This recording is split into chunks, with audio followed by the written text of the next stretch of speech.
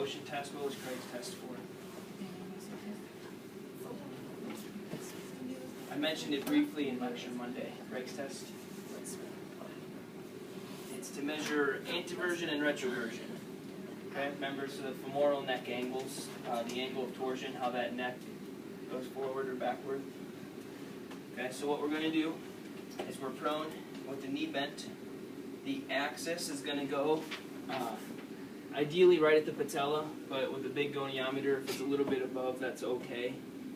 Okay, and then you have two options. What I'm going to suggest, although you have to do math with it, is that the immovable arm is parallel to the table, because that's easy to read, or it's easy to keep it parallel there.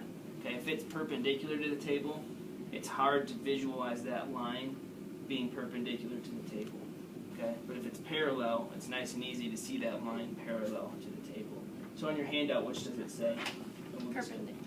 Perpendicular, we'll go with perpendicular then, since that's what your handout says.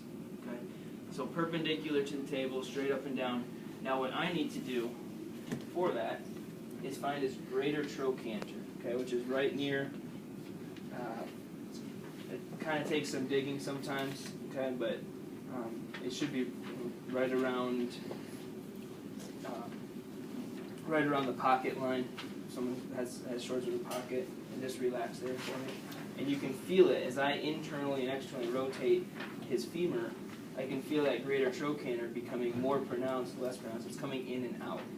Okay, what I want to do is find the spot where it feels like it is most prominent. So where is it sticking out the most before it starts to go away?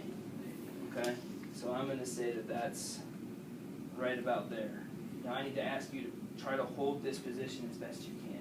If I have a partner, I can easily have them hold it for me as well. But between you and me, we're hopefully going to keep it still. Okay, so again, I come back to here, stationary arm perpendicular to the table, then the movable arm is going to follow that tibia straight towards that talus down there.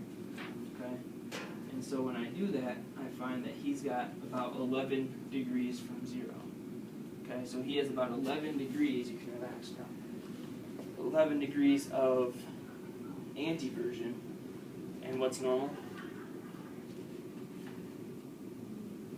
It's not on your handout, it's in your notes 12 Monday. to 15.